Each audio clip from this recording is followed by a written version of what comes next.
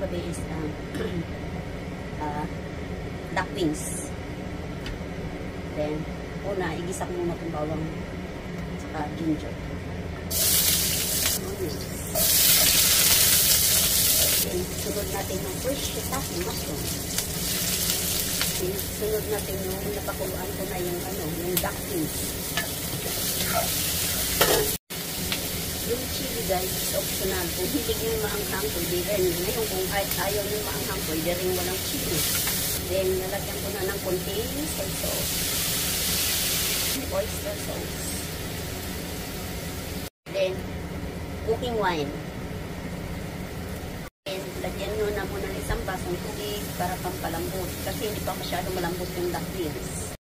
Then, hintayin nyo lumambot yung duck wings. Then, that's it. Tapos na. Pinakahuli lang yung meron pa tayong ilalagay.